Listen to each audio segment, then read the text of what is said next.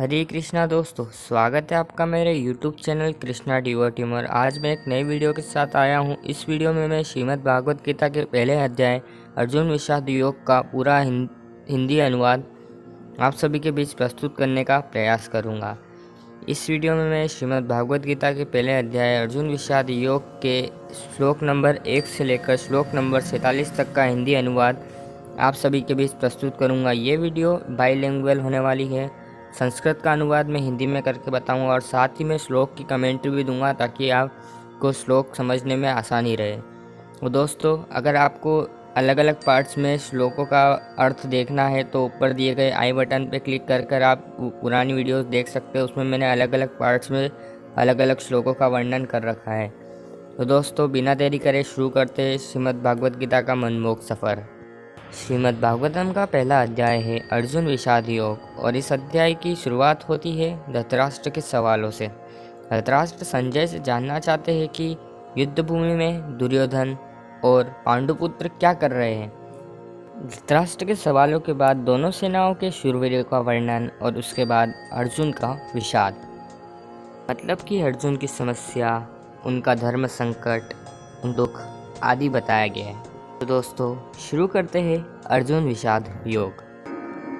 धृतराष्ट्र उवाच धर्मक्षेत्रे कुरुक्षेत्रे समवेतायुयोत्सवः मामकाः पाण्डवाश्चैव किमकुर्वत संजय।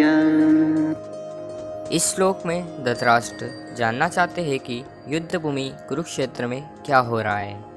वह संजय से पूछते हैं कि युद्ध भूमि कुरुक्षेत्र में युद्ध के लिए एकत्रित हुए मेरे और पांडुपुत्र क्या कर रहे हैं।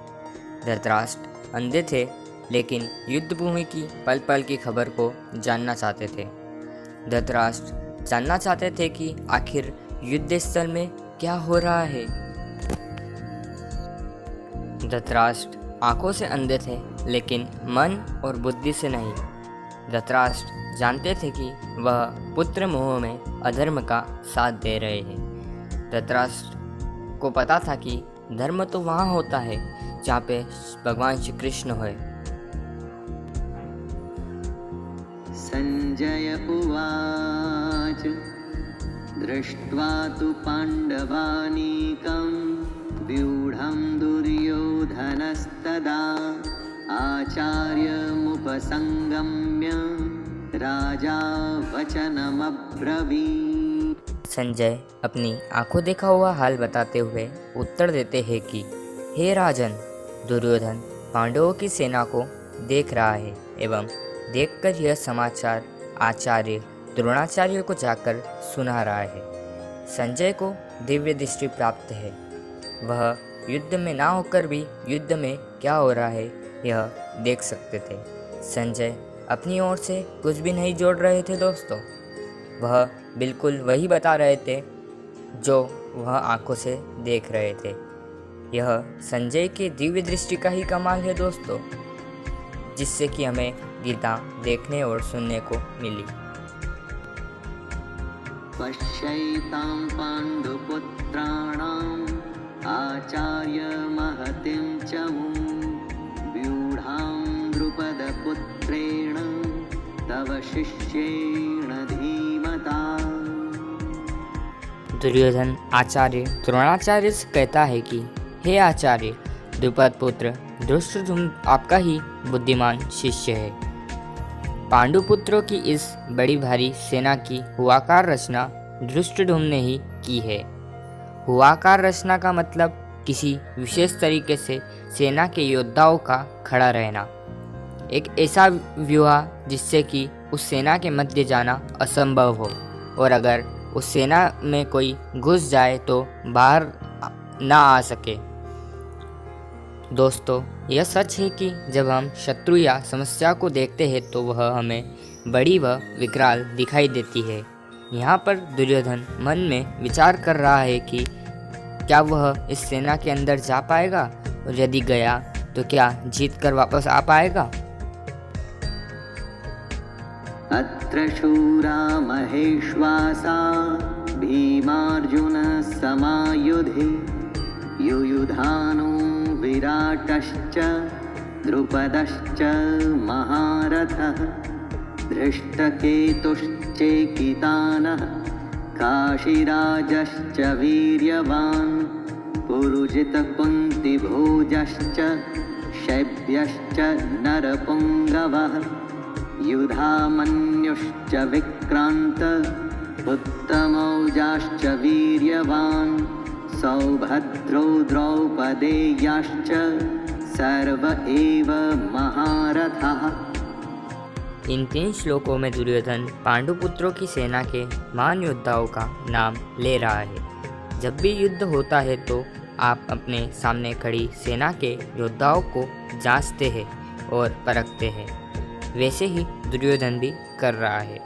दुर्योधन द्रोणाचार्य से कहता है कि बड़े बड़े धनुष वाले तथा युद्ध में भीम और अर्जुन के समान शूरवीर सत्याकी और विराट तथा महारथी राजा द्रौपद, धृष्टकेतु और चेकितान तथा बलवान काशीराज, पुरुजित, कुंतीभोज और मनुष्य में श्रेष्ठ सौम्य पराक्रमी युधामन्यु तथा बलवान उत्तजोमा, सौभद्रा पुत्र अभिमन्यु तथा द्रौपदी के 5 पुत्र, यह सभी महारथी है। इससे हमें यह पता चलता है कि चाहे शत्रु हो या शत्रु के जैसी समस्या, उसके बारे में सब कुछ जानना चाहिए और जानने के बाद ही अपनी प्रतिक्रिया देनी चाहिए। अस्माकं तु विशिष्टाये तान्निबोधद्विजोत्तम नायका मम सैन्यस्य संज्ञार्थं तान् ब्रवीमि ते। दुर्योधन आगे कहता है कि हे ब्राह्मण श्रेष्ठ, आपने पांडुपुत्रों की सेना को तो देख लिया है, परंतु एक बार अपनी सेना में जो प्रधान हैं उन्हें भी समझ लीजिए। पांडुपुत्रों की सेना के वर्णन के बाद दुर्योधन अपनी सेना के वीर योद्धाओं का वर्णन करता है। समस्या के बारे में सब कुछ जानने के बाद बारी होती है अपने पक्ष में देखने की कि अपने युद्ध हो या कठिनाई, हमें कठिनाइयों से निपटने के साधन को भी देखना चाहिए। आप किन बातों में मजबूत है और किन बातों में कमज़ोर, इसे अच्छी तरीके से जान लेना चाहिए, क्योंकि यही बातें तो है जो हमें युद्ध जीतने में कारगर साबित होती है। भवान् भीष्मश्च कर्णश्च कृपश्च समितिञ्जयः अश्वत्थामा विकर्णश्च सौमदत्तिस्तथैव च। इस श्लोक में दुर्योधन अपनी सेना के वीर योद्धाओं का वर्णन करते हुए कहता है कि हे आचार्य, सबसे पहले आप पितामह भीष्म तथा कर्ण और संग्राम विजयी कृपाचार्य तथा वैसे ही अश्वत्थामा, विकर्ण और सोमदत्त का पुत्र भूरिश्रव आदि को जान लिए। यहाँ पर दुर्योधन अपनी सेना के वीर योद्धाओं का वर्णन करते हुए खुश हो रहा है। हमें जीवन में किसी भी कठिनाइयों को जानने के पश्चात ही अपनी प्रतिक्रिया देनी चाहिए। हमें कठिनाई एवं उसके कारणों को अच्छी तरीके से जान लेना चाहिए, क्योंकि समस्या को जानने के बाद हम नई बाधा का सामना अच्छी प्रकार से कर सकते हैं। अन्ये च बहवः शूरा मदर्थे त्यक्तजीविताः नानाशस्त्रप्रहरणाः सर्वे युद्धविशारदाः। दुर्योधन गर्व के साथ कहता है कि मेरे लिए जीवन की आशा त्याग देने वालों की कमी नहीं है। इतना ही नहीं, यह शूरवीर अनेक प्रकार के शस्त्रों से सुसज्जित है और सबके सब युद्ध में चतुर है। दुर्योधन के एक बार कहने पर ही उसकी सेना के शूरवीर लड़ने मारने को तैयार है। उन्हीं को देखकर दुर्योधन खुश हो रहा है। दुर्योधन के साथ युद्ध लड़ने के लिए शूरवीर थे जो उसके लिए मरने मारने के लिए तैयार थे। आप जब अपने जीवन में चुनौती से लड़ रहे होते हैं तो आपके साथ होता है आपका हुनर, आपकी हिम्मत, आपकी मेहनत आदि आपके साथ रहते हैं। पर्याप्तं तदस्माकं बलं भीष्माभिरक्षितं पर्याप्तं त्विदमेतेषां बलं भीमाभिरक्षितम्। दुर्योधन आगे कहता है कि विश्व पितामह द्वारा रक्षित उनकी सेना सब प्रकार से अजय है और वहीं शत्रु की सेना भीम द्वारा रक्षित है। दुर्योधन कहना चाहते हैं कि वह दुश्मनों की सेना को आसानी से जीत लेंगे, लेकिन यहाँ पर दुर्योधन घमंड दिखा रहे हैं, जो कि आपको बिल्कुल भी नहीं करना है दोस्तों, बिल्कुल भी नहीं। क्योंकि अगर दुर्योधन जानता था कि वह दूसरी सेना को हरा देगा तो वह युद्ध ही क्यों करता। युद्ध को जीतने के लिए दूसरी सेना को हराना पड़ता है, और अगर चुनौती को देखकर हमें लगता है कि हम जीत जाएंगे तो विश्वास या आत्मविश्वास तो हो सकता है दोस्तों, लेकिन घमंड नहीं, क्योंकि घमंड हार की शुरुआत है। अयनेषु च सर्वेषु यथा भागमवस्थितः भीष्ममेवाभिरक्षन्तु भवन्तः सर्व एव हि। दोनों सेनाओं के इस प्रकार के वर्णन से दुर्योधन इस बात पर पहुंचना चाहता है कि हर किसी वीर योद्धा को अपने अपने मोर्चे पर अपने अपने स्थान पर खड़ा होकर निस्संदेह विश्व पितामह की रक्षा करनी है। कहने का तात्पर्य यह है कि आप युद्ध में सबसे ज़्यादा उसी की रक्षा करते हैं जो आपके लिए सबसे ज़्यादा बहुमूल्य हो। जैसे कि दुर्योधन और उसकी सेना के लिए सबसे ज़्यादा महत्वपूर्ण और बहुमूल्य विश्व पितामह है। विश्व पितामह के हारने का मतलब था दुर्योधन की हार। आपको सबसे बहुमूल्य चीज़ को तब तक बचा कर रखना चाहिए जब तक कि आप युद्ध पर विजय ना प्राप्त कर लें। तस्य संजनयन हर्षं कुरु वृद्धः पितामहः सिंहनादं विनद्योच्चैः शंखदत्तो प्रतापवान्। शंख उद्घोषणा होती है महाभारत के होने वाले महान युद्ध की। कौरवों में सबसे वृद्ध और सबसे महान भीष्म पितामह ने सिंह की धाड़ के समान ऐसा शंख बजाया कि दुर्योधन के हृदय में हर्ष उत्पन्न हो गया। युद्ध जीतने के लिए अपनी सेना का माहौल बनाना पड़ता है, अर्थात आत्मविश्वास उत्पन्न करना पड़ता है। खुद को दिलासा भी देना पड़ता है दोस्तों कि हम यह युद्ध जीतने में सक्षम हैं। ऐसा ही पितामह भीष्म ने करा और ऐसा ही हम सभी को करना है। ततः शंखाश्च भैर्यश्च पणवानकगोमुखः सहसैवाभ्यहन्यन्त सशब्दस्तु मुलोऽभवत्। युद्ध मनोरंजक नहीं होते दोस्तों, बड़े ही भयंकर होते हैं, और यह तो इतिहास के सबसे बड़े युद्ध का प्रारंभ था। भीष्म पितामह के शंख बजाने के बाद नगाड़े तथा ढोल, मृदंग तथा नरसिंह आदि एक साथ बज उठे, और इन बाजों की ध्वनि संगीतमय नहीं थी दोस्तों, बहुत ही डरावनी थी। युद्ध मनोरंजक नहीं होते, और अगर एक बार युद्ध का फैसला कर लिया जाए तो फिर सभी परिणाम स्वीकार करने पड़ते हैं। ततः श्वेतैर्हयैर्युक्ते महति स्यन्दने स्थितौ माधवः पाण्डवश्चैव दिव्यौ शंखौ प्रदध्मतुः। अब बारी थी पांडवों के सेना के शंखनाद की। उत्तम रथ में बैठे कृष्ण और अर्जुन ने भी अपने अलौकिक शंख बजाए। युद्ध में जब तैयारी होती है तो दोनों पक्षों से होती है। हर पक्ष अपनी जीत की आशा में खुद को और अपने साथियों को दिलासा देता है। आज के युग में हमारे लिए शंख का अर्थ है वह वस्तु जो हमें हमारा आत्मविश्वास को बढ़ाती है तथा हमें प्रोत्साहित करती है। पांचजन्यं ऋषिकेशो देवदत्तं धनंजयः पौंड्रं दद्मौ महाशंख भीमकर्मा वृकोदरः। भगवान श्री कृष्ण ने पांचजन्य नामक अलौकिक शंख बजाया, अर्जुन ने देवदत्त नामक शंख बजाया और भयानक कर्म वाले भीमसेन ने पौंड्र नामक भयानक शंख बजाया।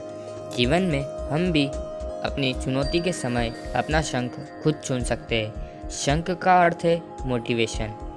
कुछ लोगों के लिए संगीत मोटिवेशन हो सकता है, कुछ लोगों के लिए भगवान का नाम लेना मोटिवेशन हो सकता है, और कुछ लोगों के लिए माता पिता का आशीर्वाद मोटिवेशन हो सकता है। हमें अपना शंख स्वयं चुनना पड़ेगा और युद्ध अर्थात चुनौती के लिए तैयार होना पड़ेगा। अनंत विजयं राजा कुन्तीपुत्रो युधिष्ठिरः नकुलः सहदेवश्च सुघोषमणिपुष्पकम्। पांडवों में सबसे बड़े भाई राजा युधिष्ठिर ने अंत विजय नामक शंख बजाया एवं नकुल एवं सहदेव ने सुघोष एवं मणिपुष्पक नामक शंख बजाए। दोस्तों, मोटिवेशन तो सभी को चाहिए। आपने देखा किस प्रकार सभी लोग अपने स्तर पर युद्ध जीतने का प्रयास कर रहे हैं। हर शंख की अलग ध्वनि एवं अपना अलग अस्तित्व है।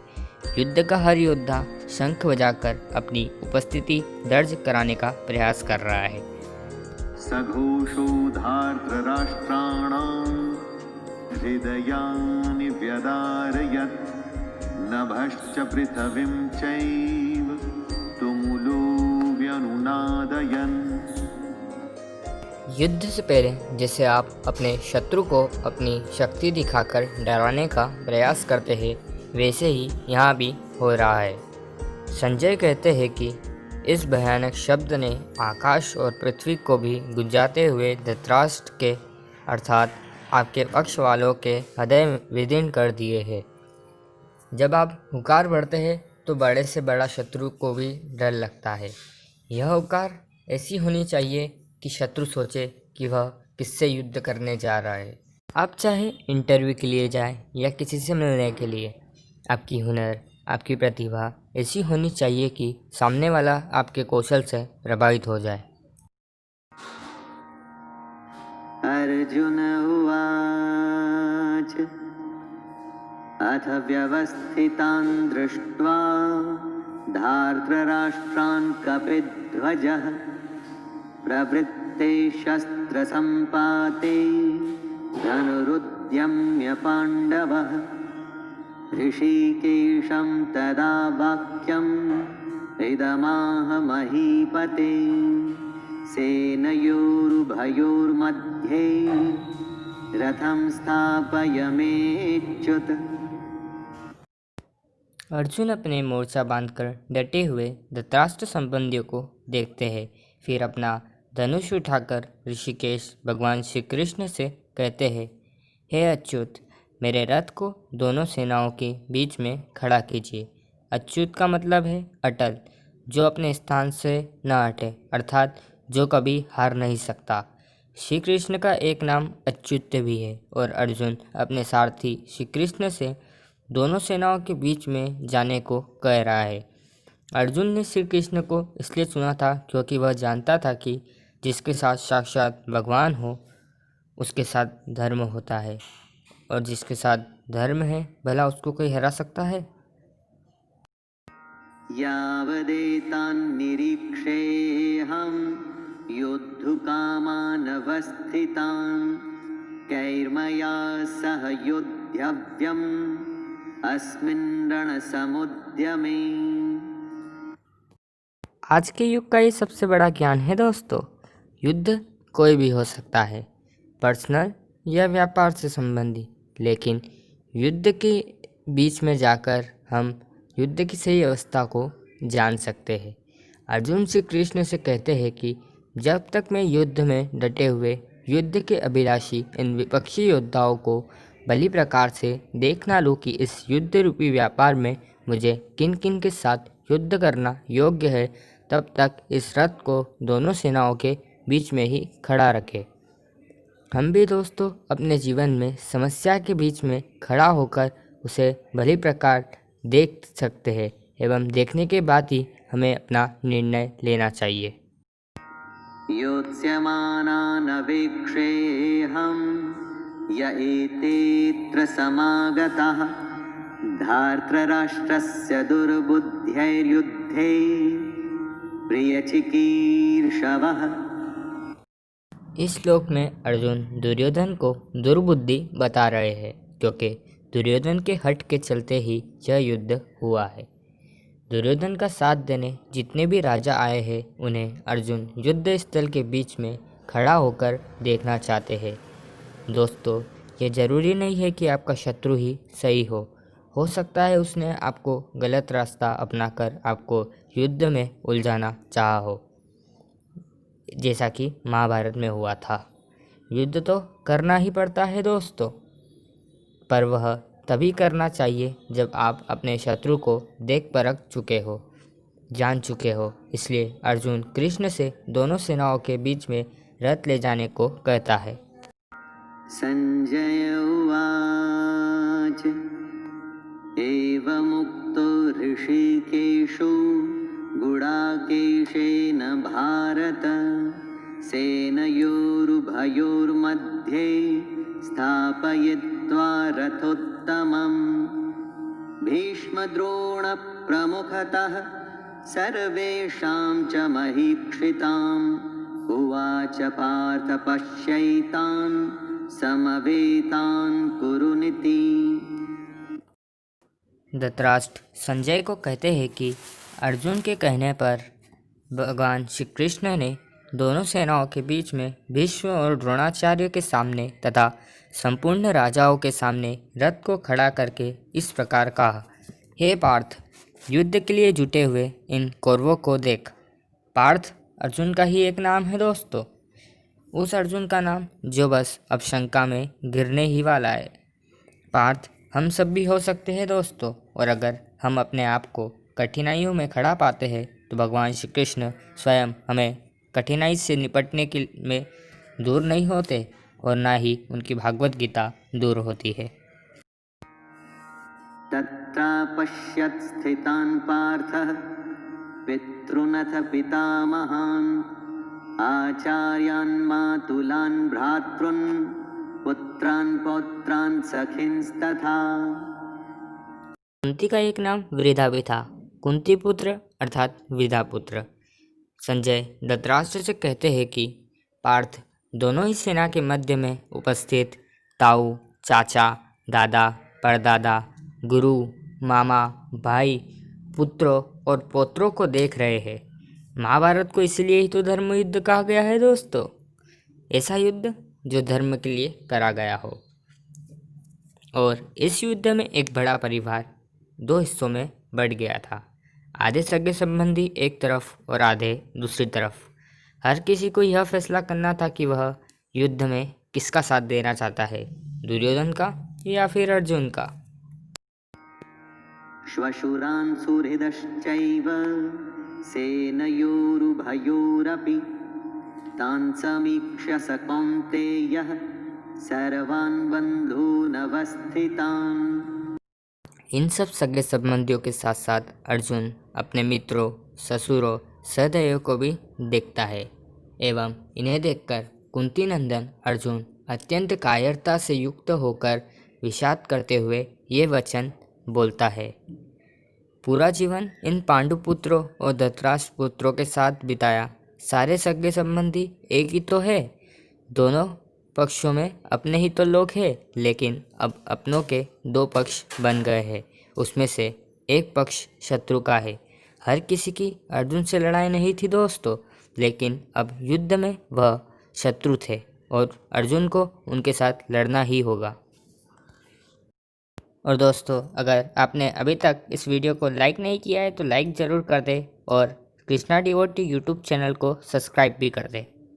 अर्जुवाच कृपया परयाविष्टो विषीदत्रिदमब्रवीत् दृष्टैवमं स्वजनं कृष्ण युयुत्सुं समुपस्थितिम्। अर्जुन के स्वजन एकदम अर्जुन के सामने खड़े हैं, लेकिन शत्रु पक्ष में उपस्थित उन संपूर्ण बंधुओं को देखकर कुंती पुत्र अर्जुन विषाद से युक्त होकर शोक करते हुए श्री कृष्ण से कह रहे कि यहीं से शुरुआत होती है दोस्तों अर्जुन के विषाद की। अर्जुन के विषाद को दूर करने के लिए भगवान श्री कृष्ण ने संपूर्ण भागवत गीता की रचना की और अर्जुन के मार्गदर्शन के लिए एक ऐसी रचना करनी पड़ी जो हमेशा हमेशा के लिए हर किसी को सही राह पर चलने के लिए प्रेरित करती रही और भविष्य में भी प्रेरित करती रहेगी। दोस्तों, इस श्लोक के साथ शुरुआत होती है अर्जुन के विषाद की। भगवान श्री कृष्ण ने अर्जुन के विषाद को दूर करने के लिए संपूर्ण भागवत गीता की रचना की। कृष्ण को अर्जुन के मार्गदर्शन के लिए एक ऐसी रचना करनी पड़ी जो हमेशा हमेशा के लिए हर किसी को सही राह पर चलने के लिए प्रेरित करती रही और भविष्य में भी प्रेरित करती रहेगी। सीदन्ति मम गात्राणि मुखं च परिशुष्यति वेपथुश्च शरीरे मे रोमहर्षश्च जायते। युद्ध की बात करना आसान है दोस्तों, लेकिन युद्ध करना कठिन। ऐसा ही अर्जुन के साथ हुआ, ऐसा ही दोस्तों हम सभी के साथ होता है। ऐसी ही समस्या का समाधान हमें भागवत गीता में श्री कृष्ण के द्वारा मिलता है। अर्जुन कहते हैं, हे कृष्ण, युद्ध क्षेत्र में डटे हुए युद्ध के अभिलाषी अपने साथीगणों और अपने स्वजनों को देखकर मेरे अंग शिथिल हो रहे हैं, मेरा मुख सूखा जा रहा है, ऐसा लग रहा है कि मेरे शरीर में अब जान ही नहीं रही है तथा मेरा शरीर काँप रहा है। अनेकों बार ऐसा हमारे साथ भी होता है दोस्तों।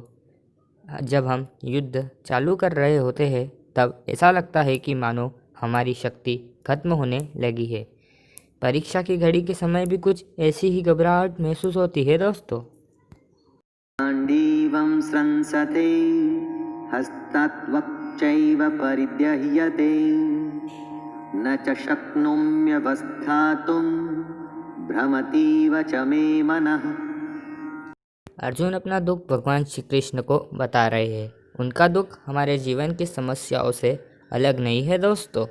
चाहे हम परीक्षा दे रहे हो, चाहे व्यापार करने जा रहे हो या चाहे कोई बड़ा कार्य करने जा रहे हो, कितने ही ऐसे मौके आते हैं जब हम स्वयं को अर्जुन की अवस्था में पाते हैं। लगता है कि जैसे हम युद्ध के लिए बने ही नहीं हो, युद्ध हम कर ही नहीं पाएंगे।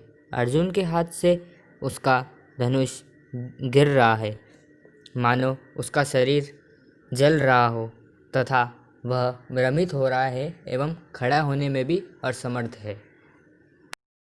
निमित्तानि च पश्यामि विपरीतानि केशव न च श्रेयोनुपश्यामि हत्वा स्वजनमाहवे। अर्जुन कहते हैं कि हे केशव, मैं लक्षणों को भी विपरीत देख रहा हूँ और युद्ध में स्वजनों को मारकर कोई लाभ भी नहीं दिख रहा। महाभारत के समय का सबसे महान योद्धा अब हताश है। युद्ध से पहले अगर आप खुद को कांपता हुआ पाते हैं, देखते हैं कि आपका मुंह सूख रहा है, तो आपको निश्चित ही लगता है कि आप हारने वाले हैं। दुनिया खत्म सी होने जा रही है, चारों ओर अंधकार महसूस होता है। ऐसे ही समय में आपको एक मार्गदर्शक की आवश्यकता होती है। इसलिए अर्जुन कहते हैं, हे केशव, यहाँ पर केशव कृष्ण का एक नाम है। अर्जुन कहते हैं, हे केशव, मैं लक्षणों को भी विपरीत ही देख रहा हूँ तथा युद्ध में अपने स्वजन को मारकर कल्याण भी नहीं दिखता। यानी अपनों की जान लेकर मुझे क्या फ़ायदा होने वाला है।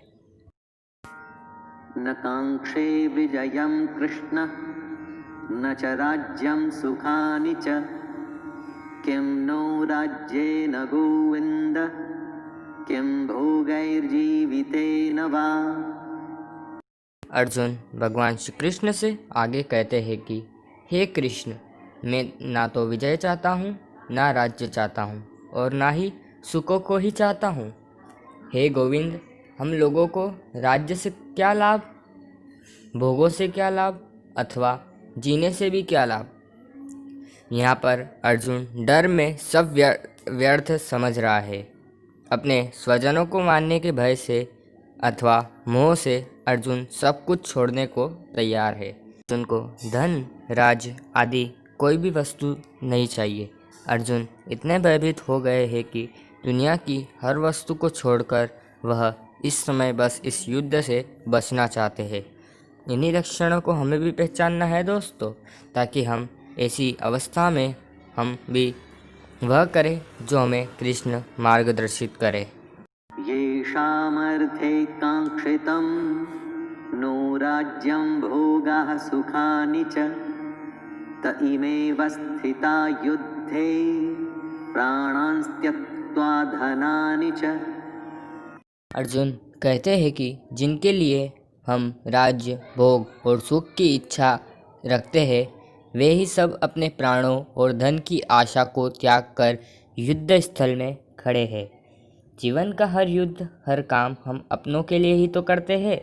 हमारा सभी काम, हमारे सभी फायदे, सुख शांति, भाग दौड़ सभी अपनों के लिए ही तो होती है, और यहाँ पर हमें अपनों को ही मारना पड़ रहा है। इससे बड़ी क्या दुविधा हो सकती है दोस्तों। और अब अपने ही मुझे मारने के लिए खड़े हैं और मुझे भी उन्हें मारना पड़ेगा। ऐसी दुनिया किस काम की दोस्तों। इसी उलझन में अर्जुन फंसे हुए हैं। आचार्याः पितरः पुत्रास् तथैव च पितामहः मातुलः श्वशुरः पौत्रः श्यालः संबंधिनस्तथा। अर्जुन के सामने युद्ध करने के लिए खड़े हैं उसके गुरुजन, ताऊ, चाचा, लड़के, दादा, मामा, ससुर, पौत्र, साले तथा और भी अनेकों सगे संबंधी अर्जुन के सामने युद्ध लड़ने के लिए खड़े हैं। अर्जुन इन सबको देखकर पहचान रहे हैं और भयभीत हो रहे हैं। एतान्न हन्तुमिच्छामि न तोऽपि मधुसूदन अपि त्रैलोक्यराज्यस्य हेतुः किं नु महि कृते। युद्ध का अगर आप फैसला कर ले तो आपको किसे मारना है और किसे नहीं, यह फैसला नहीं कर सकते। युद्ध में सब सैनिक के समान होते हैं तथा आपके शत्रु को मारना ही होता है। अर्जुन कृष्ण से कहते हैं कि हे मधुसूदन, मैं तीनों लोकों के राज्य के लिए भी इन्हें मारना नहीं चाहता, तो फिर पृथ्वी के राज्य का तो कोई सवाल ही नहीं उठता। अर्जुन यहाँ पर तीनों लोकों के राज्य के बदले भी अपने स्वजनों को मारने के इरादा नहीं कर सकता। जीवन में कई ऐसी परिस्थितियाँ आती है जिसमें हमें अपनी सबसे कीमती, सबसे बहुमूल्य वस्तु का भी त्याग करना होता है। अपने लक्ष्य को प्राप्त करने के लिए आपको सबसे बहुमूल्य, सबसे कीमती चीज़ का त्याग करना ही पड़ता है दोस्तों। और आपकी साक्षरता इस पर निर्भर करती है कि क्या आप अपनी सबसे कीमती चीज़ का त्याग कर सकते हैं या फिर नहीं कर सकते। निहत्य धार्तराष्ट्रान्नका प्रीतिः स्याज्जनार्दन पापमेवाश्रयेद्दस्मान् हत्वैतानान्ततायिनः। अर्जुन कहते हैं कि हे जनार्दन, इन धृतराष्ट्र संबंधियों को मारकर हम लोगों को क्या प्रसन्नता होगी। इन आततथियों को मारने से हमें पाप ही तो लगेगा। कृष्ण को कहते हुए अर्जुन कृष्ण से कहते हैं कि शत्रु पक्ष में चाहे बुरे ही लोग क्यों ना हो, लेकिन है तो अपने ही। अपनों को मारकर, अपनों को दुख देकर केवल पाप ही मिल सकता है, पुण्य कभी नहीं। यह धृतराष्ट्र पुत्र के लालच का ही परिणाम था दोस्तों, कि भाई भाई, सगे संबंधी आमने सामने है। लालच से जीवन में कोई लाभ नहीं होता। महाभारत में भी कोई लाभ नहीं था दोस्तों। एक पक्ष को जीतना था तो दूसरे पक्ष को मारना था। तस्मान्नार्हा वयं हन्तुं धार्तराष्ट्रान् स्वबान्धवान् स्वजनं हि कथं हत्वा सुखिनः स्याम माधव। अर्जुन कहते हैं कि हमें अपनों को मारकर क्या सुख मिल सकता है। अर्जुन भगवान श्री कृष्ण से कहते हैं कि हे माधव, अपने ही बांधव धृतराष्ट्र पुत्रों को मारने के लिए हम योग्य नहीं है। अपनों को मार के कोई लाभ नहीं मिल सकता। दोस्तों, एक बार सोचिए कि क्या आप अपने परिवार को मारकर सुखी रह सकते हैं? बिल्कुल नहीं। इसलिए ही तो महाभारत को धर्म युद्ध कहा गया है दोस्तों। क्योंकि अपनों को मारकर हम कैसे सुखी रह सकते हैं। दोस्तों, कभी आपके सामने ऐसी परिस्थिति आए जिसमें लालच के कारण बंटवारा हो रहा हो या झगड़ा हो रहा हो, तो ठंडे दिमाग से अर्जुन की इस हालत के बारे में सोचिएगा कि इतना करके, दुनिया का सबसे बड़ा युद्ध करके किसी को क्या हासिल हुआ। यद्यप्येतेन पश्यन्ति लोभोपहत चेतसः कुलक्षयकृतं दोषं मित्रद्रोहे च पातकम् कथं न ज्ञेयमस्माभिः पापादस्मान्निवर्तितुं कुलक्षयकृतं दोषं प्रपश्यद्भिर्जनार्दन। भले ही आपका शत्रु किसी भी प्रकार का पाप करने के लिए तैयार है, परंतु आप तो समझदार हैं। हमें किसी भी प्रकार का गलत कार्य नहीं करना चाहिए। इन दो श्लोकों में अर्जुन इसी दुविधा को बताता है। यद्यपि लोभ से भ्रष्ट चित्त हुए ये लोग, अर्थात धृतराष्ट्र संबंधी, कुल के नाश से उत्पन्न होने वाले दोष को और मित्रों से विरोध करने के पाप को भी नहीं देखते। लेकिन हे जनार्दन, हम तो समझदार हैं। हम लोग इस पाप से हटने के लिए क्यों नहीं विचार करते। दुर्योधन तो युद्ध के लिए तैयार है, परंतु हम तो समझदार हैं। क्या हमें युद्ध से नहीं हटना चाहिए? परंतु अगर हम युद्ध से हटे तो इसमें हमारी हार मानी जाएगी। क्या उसके लिए आप तैयार हैं दोस्तों? कुलक्षये प्रणश्यन्ति कुलधर्मः सनातनः धर्मे नष्टे कुलं कृतस्नं धर्मोऽभिभवत्युत। जिस प्रकार एक कथावाचक हर बार पुरानी कथा सुनाते हुए कुछ नई बातों को उसमें जोड़ता जाता है, उसी प्रकार अर्जुन की बुद्धि भी गलत धारणा को पुष्ट करने के लिए नए नए तर्क निकाल रही है। अर्जुन कहते हैं कि हे कृष्ण, कुल के नाश से सनातन कुल धर्म नष्ट हो जाता है और धर्म के नाश हो जाने पर संपूर्ण कुल को पाप ढक लेता है। अर्थात जहाँ परिवार खत्म हो जाता है वहाँ कुछ नहीं बचता। अर्जुन कहना चाहते हैं कि अगर परिवार नष्ट होता है तो धर्म नष्ट होता है, और अगर धर्म नष्ट होने से पूरा कुल, संपूर्ण परिवार में पाप बढ़ जाता है। परिवार ही तो है जो हमें अपनी जोड़ों से, गुणों से, आदर्शों से जोड़े रखता है। इसके खत्म होने पर चारों तरफ पाप फैलने लगता है। आप किसी भी घर में देख लो, जहाँ माता पिता तथा परिवार का सम्मान नहीं होता, वह घर पतन की ओर ही बढ़ता जाता है। अधर्माभिभवात् कृष्ण प्रदुष्यन्ति कुलस्त्रियः स्त्रीषु दुष्टासु वाष्णेर्य जायते वर्णसंकरः। अर्जुन अपने पूर्व कथित किए गए तर्क को आगे बढ़ाते हुए कहता है कि अधर्म के बढ़ने पर समाज में धीरे धीरे नैतिकता का पतन हो जाएगा और वर्ण संकर जातियाँ उत्पन्न होएगी। अर्जुन कहते हैं कि इन वर्ण संकर कारण दोषों से कुलधारियों के सनातन कुल धर्म और जाति धर्म नष्ट हो जाते हैं। अर्थात अर्जुन कहते हैं कि जहाँ वर्ण संकर होता है वहाँ कुल का नाश निश्चित है। जैसा कि अर्जुन ने बताया कि वर्ण संकर से कुल का नाश निश्चित है। जब कोई अपने धर्म को नहीं मानेगा, अपने कर्तव्य का निर्वाह नहीं करेगा, जब कोई मानव अपनी मनमानी करे, अपने समाज के नियमों का पालन नहीं करेगा, तो फिर समाज कैसे रहेगा। समाज नाम ही कायदे और कानूनों का है, ताकि सब इस समाज में बिना डर के साथ रह सके। संकरो नरकायैव कुलज्ञानां कुलस्य च पतन्ति पितरो येषां लुप्तपिण्डोदकक्रियाः। अब अर्जुन वर्ण संकर के दुष्परिणामों को बताते हैं।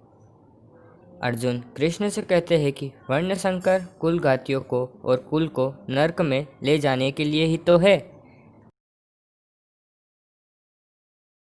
अर्थात अर्जुन इस निष्कर्ष पर पहुंचना चाहते हैं कि पाप या बुरी विचारधारा के फैलने से घर में पैदा होने वाले बच्चे भी विनाशकारी होते हैं।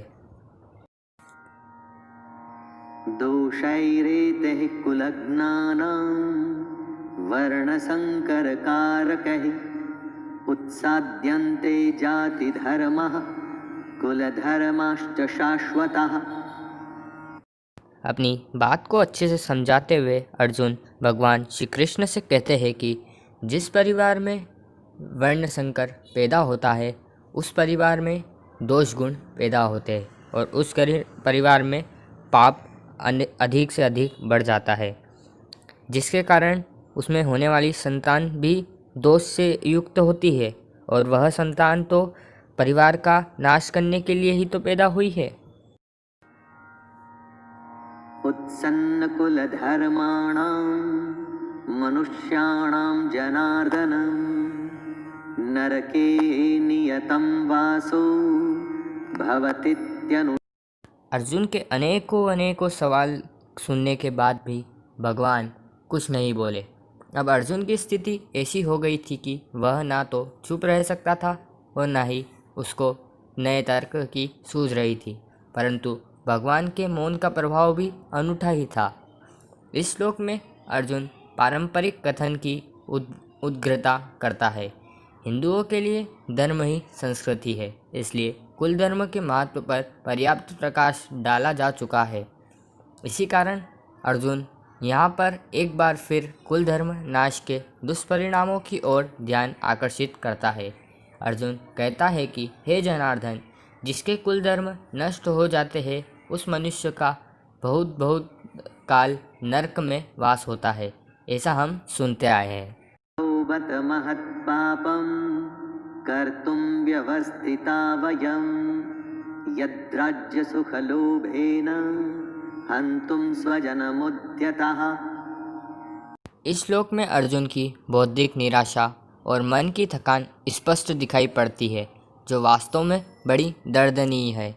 आत्मविश्वास को खोकर वह कहता है कि हे कृष्ण, बड़े आश्चर्य और खेद की बात है कि हम लोग बड़ा भारी पाप करने का निश्चय कर बैठे हैं, जो हम राज्य और सुख के लोभ में अपने स्वजनों को मारने के लिए भी तैयार हो गए। यदि माम प्रतिकारं शस्त्रं शस्त्रपाणयः धार्तराष्ट्रारणे हन्युस् तन्मे क्षेमतरं भवेत्। यहाँ पर अर्जुन अपने अंतिम निर्णय की घोषणा करता है। अब सब प्रकार से परिस्थिति पर विचार करने पर उसे यही उचित जान पड़ता है कि रणभूमि में वह किसी प्रकार का प्रतिकार न करे, चाहे कौरव उसे शस्त्ररहित जानकर सैकड़ों बाणों से उसके सुंदर शरीर को हरिण की तरह विरुद्ध कर दे। अर्जुन कहता है कि अगर कौरव मुझे शस्त्ररहित देखकर मेरी जान ले लें तो यह मेरे लिए ज़्यादा हितकारी होगा। संजय उवाच एवमुक्त्वार्जुनः संख्ये रथोपस्थ उपाविशत् विसृज्य सशरं चापं शोकसंविघ्नमानसः। रणभूमि में संजय ने जो कुछ भी देखा उसका वह वर्णन करता है। अपने ही तर्कों से थका और शोक में डूबा हुआ अर्जुन अपने शस्त्रार्थों को फेंककर रथ में बैठ जाता है।